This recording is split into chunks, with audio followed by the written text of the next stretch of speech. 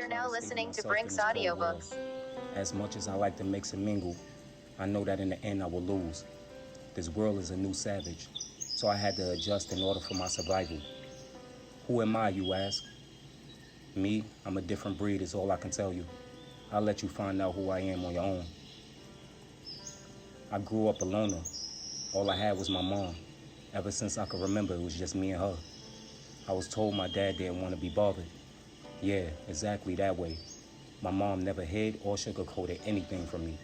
To me, it was okay. I done seen all my friends get lied to by their dad. I've even seen my friends get crazy beatings from their dad. So to me, I was better off without a father. So he didn't want to be bothered, and neither did I. My mom, on the other hand, was bitter. She couldn't stop talking shit about him.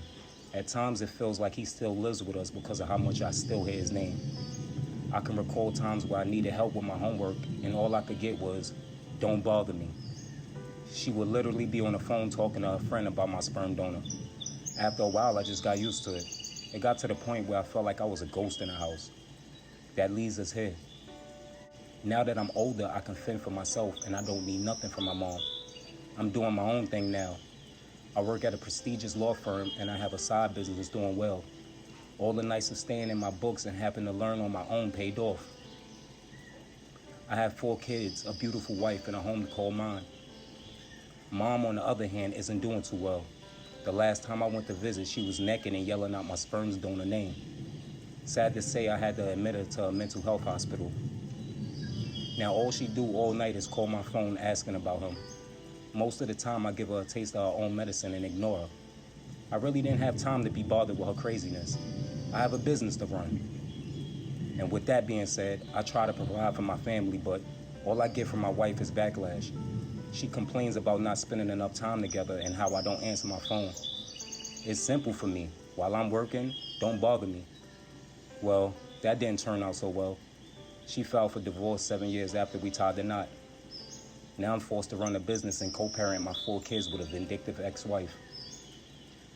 At first, I never liked to use the phone and text. I always felt like somebody just wanted to bother me. I barely ever answered my phone. I wondered where that came from. Now that I'm sitting here with my 4 kids, I'm trying to recall everyone and their mama. And to my surprise, no one answered. I needed help bad. My little girl was running a high fever. My other little girl was just getting over her cold. One of my eldest boys was running around with crazy glue in his head, and my other boy won't stop crying. I'm trying not to go in a panic attack, but I ain't gonna lie, I'm starting to break down. I didn't want to call an ambulance out of fear of trouble, so I broke down and called my ex-wife. No answer. I couldn't believe this. No one is answering their phone. I dropped the phone and dropped to my knees feeling defeated. As I was gathering myself, baby girl walked up to me with snot dangling from her nose. She asked me, "Dada, can you help me with my drawing book?" I yelled so loud I startled myself. As the words burst out my mouth, "Don't bother me." I looked down to see my little girl with those big brown bubble eyes with tears filled, looking just like me when I used to ask my mom for help. Just then I realized the cycle that I'm in and how I got my family to this point. Come to find out, the reason why my mom still loved my sperm donor so much was because he did no wrong, besides not wanting to be bothered and drowning himself in his work. Yeah, it's sad but true. I can call on my dad now after finding out that he was a good man, and he just suffered from societal issues, from being in prison so long. In the end, he came home and started a decent cleaning business and took care of us. I found out that my mom got divorced from my pops, and she regretted it when she realized she only did it because she felt ignored. Sounds like my ex-wife. So with all that in mind, I take the drawing out of my little girl's hand and apologize and told her, "Dada gonna help you with the drawing, and whatever else you need will help with tonight." At that moment, I realized I still have a kid running around with crazy glue in his hair, and another one running a fever. I jumped up, dropped the book, scooped up my baby girl, and found my little boy in the living room trying to do a handstand on the couch. Luckily, it dried already because I would have been cutting a cushion off my baby boy head. Thank God for the little blessings, because my other baby girl was being entertained by her brother and stopped crying by now. I had made the decision to just cut my baby boy's hair. I figured that it beats going to the hospital. As soon as I finished his cut, he was super excited because I put a little check on the side.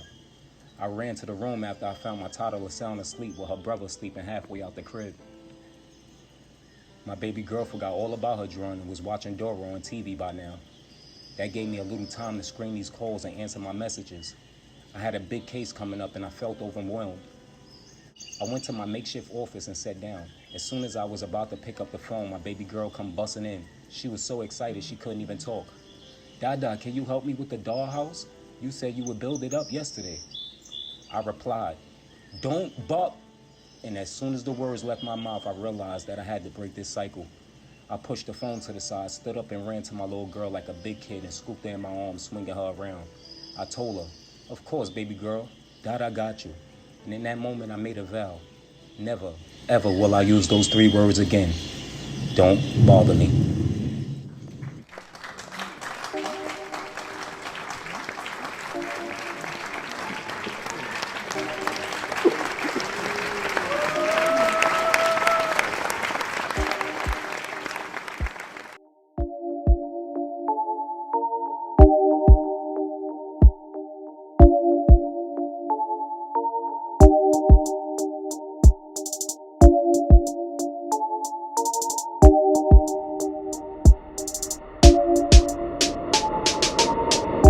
I'ma knock her down when I see her. Yeah. She know my pipe game off the meter. Yeah. Take the ass down, turn the heater. Yeah. You know I make it hot, baby fever. Yeah. I'ma knock her down when I see her. Yeah. She know my pipe game off the meter. Yeah. Take the ass down, turn the heater. Yeah. You know I make it hot, baby fever. Yeah. Baby fever. Yeah. Baby fever. Yeah. You know I make it hot, baby fever. Yeah. Baby fever. Yeah. Baby fever. Yeah. You know I make it hot, baby fever. You ain't gotta worry, come to Dada. I'll be your lover and your friend and provider. You ain't gotta leave to Mayana. Take the keys, yeah, you're welcome to my Vana. You know I make it hot like a sauna. Come and get it, yeah, you need this anaconda. She cooking on the stove in pajamas. Slide it in when I slide up behind her. Don't trip, I got the whole enchilada. The way you like it, come and be my baby mama. Baby fever got us fucking in the summer. Late night in the park if you wanna. I'm feeling in the mood. Baby fever in the blues. When I pop up on your ass, guess what I came to do? I'ma knock her down when I see her. Yeah. She know my pipe game off the meter. Yeah. Take the ass down, turn the heater. Yeah. You know I make it hot, baby fever. Yeah. I'ma knock her down when I see her. Yeah. She know my pipe game off the meter. Yeah. Take the ass down, turn the heater. Yeah. You know I make it hot, baby fever. Yeah.